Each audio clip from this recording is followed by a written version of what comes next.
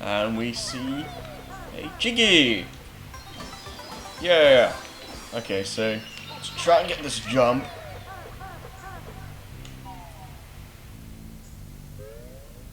Okay.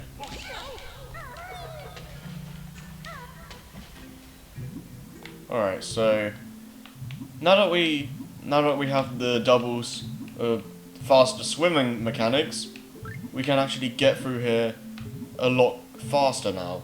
So basically what we need to do here is go through all these tunnels and hope to... Yeah, here we go. Now we have another Jiggy. So how about that? Yep. There are some straightforward Jiggies in the game, but most of the time they're going to be a lot more complex. A lot more complex than just find a Jiggy and just collect it. So yeah, those moments are nice.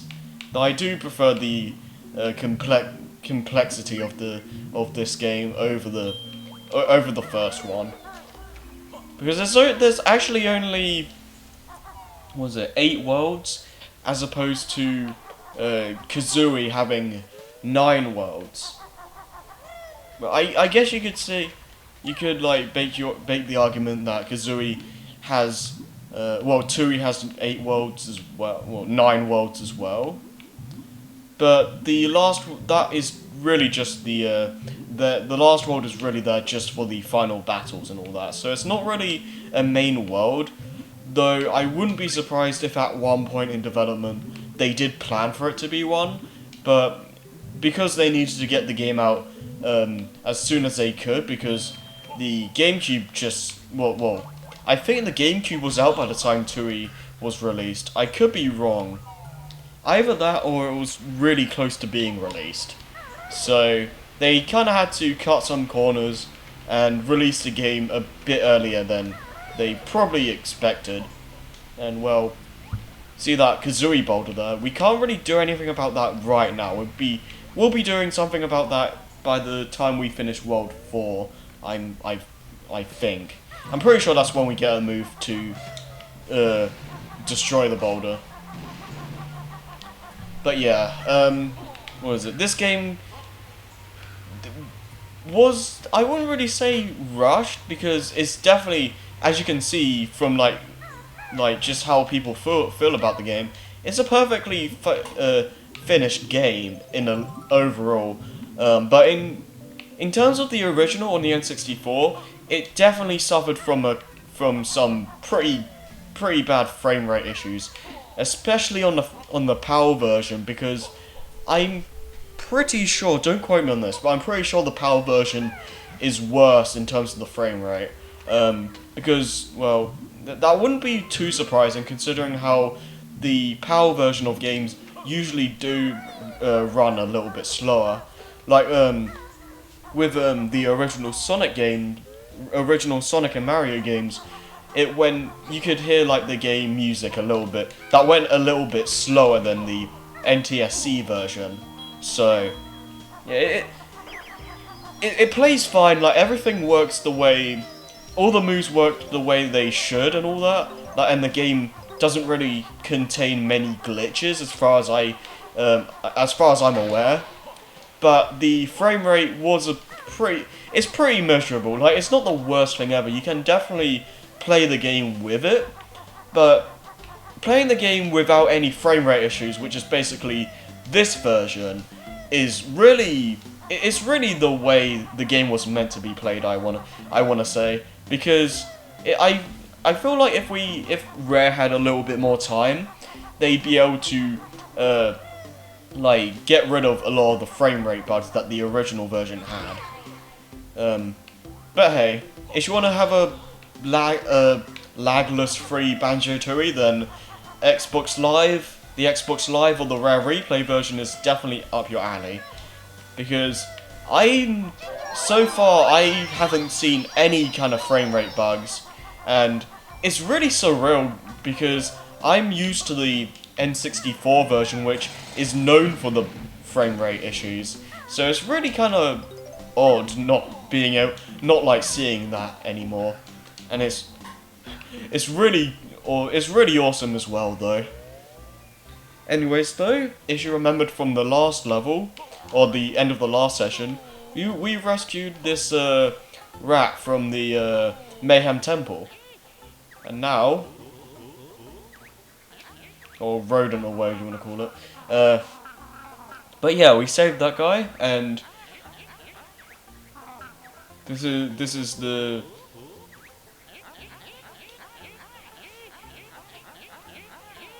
Oh, it's a girl. I was gonna say I'm not sure if it's a girl or a boy, but apparently it's female.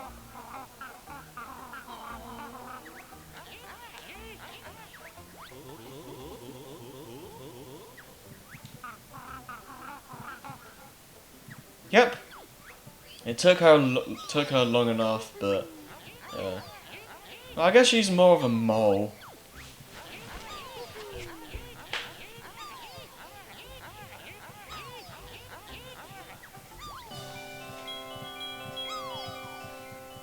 With that, we have another Jiggy, because we're just swimming in that gold today. But yeah, I wanted to get that Jiggy when we were going through Glitter Gulch Mine, because that does count as a Jiggy in this world, and I think it would make things more streamlined if I just waited to get that here when we're actually going through this world. So yeah, but yeah, it's really I really love going through this game just with no frame rate bugs, because it's just, oh man, that's something I could only dream of back on the N64. But yeah,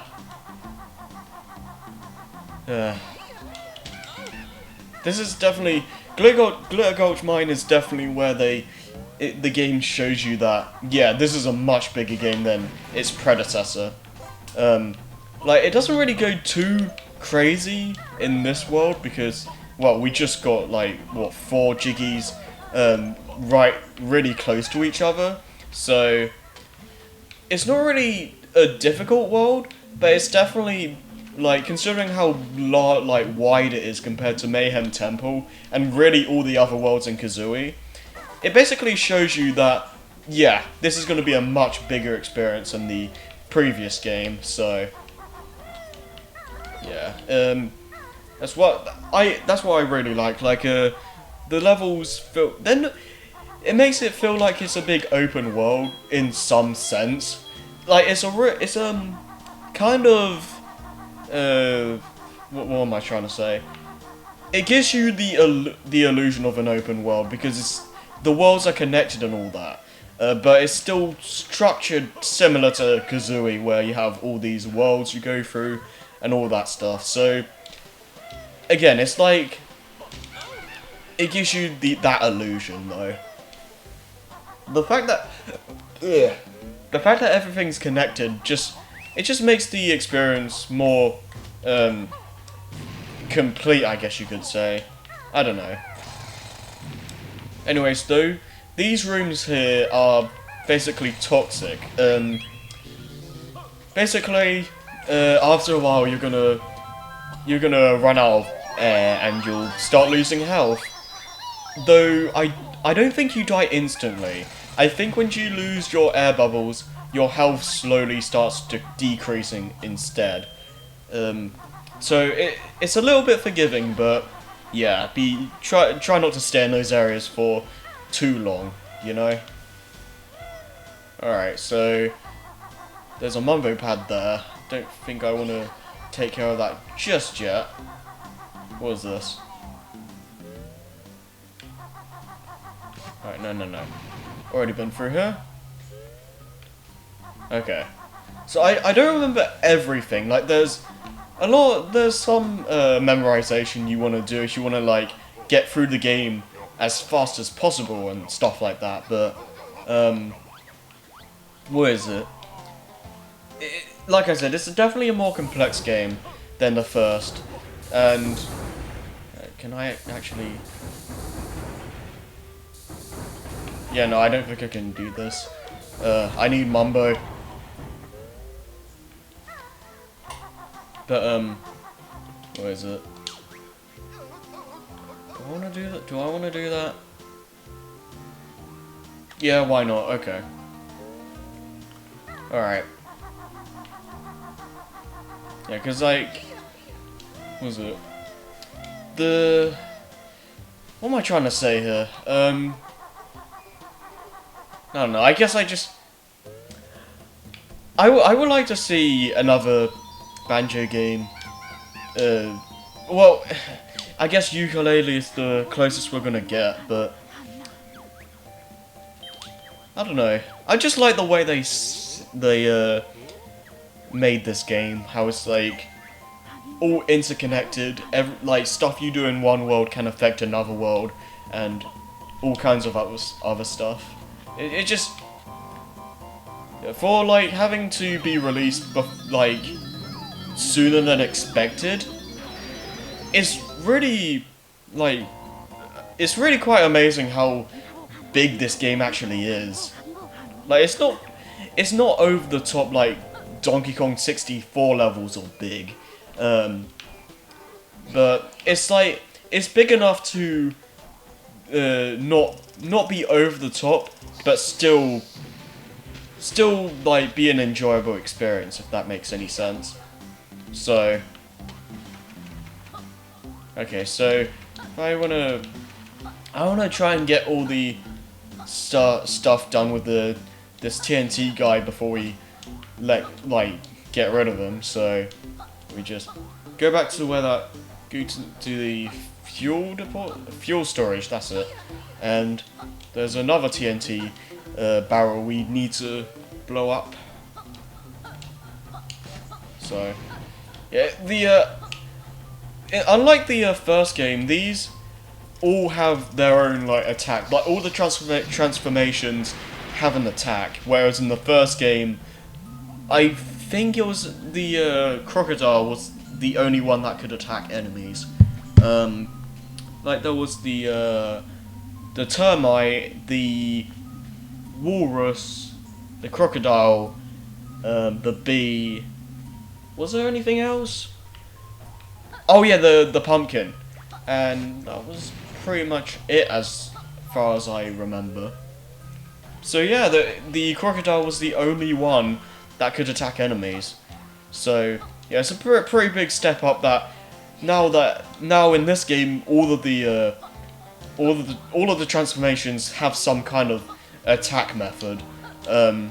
This guy has the worst one though by a long shot, because this guy basically how this guy works is that once you go to a TNT fuse, he'll like detonate, but you won't take any damage, like with this here. But when you detonate yourself, like manually, like here, you'll take 1 hit point, or you'll lose 1 honeycomb piece. So yeah, it's also really unreliable to use, because most of the time enemies are just gonna run up to you and smack you before you even detonate. So I recommend just avoiding enemies just in general when you're the TNT transformation dude. Is it really using this guy for attacking enemies is kind of like the worst thing you could try to do, because yeah, while they're not like the fastest enemies in the ever, they're definitely not they're definitely fast enough to be able to hit you before you can even do anything or really use that attack. Okay, so the reason I blew myself up here is because there's actually another TNT barrel here. So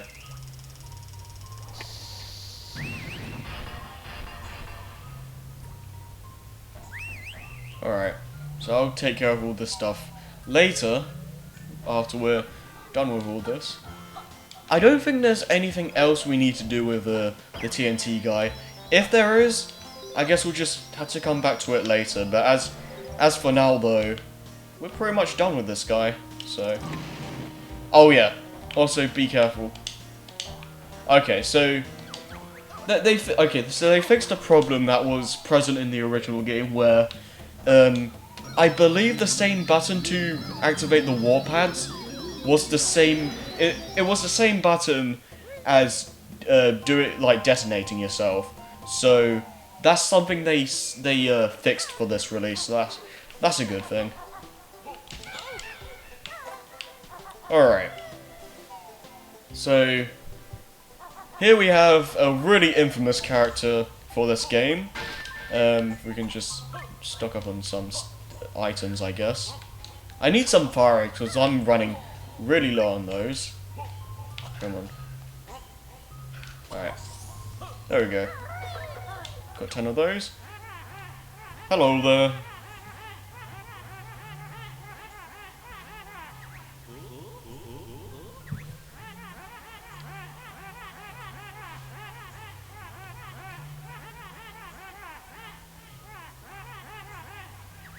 So, how long exactly have you been down here? Like,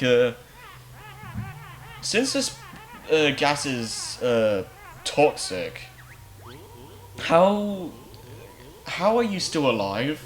Like, you must have lungs of like, I don't even know, some kind of, you must have some crazy lungs.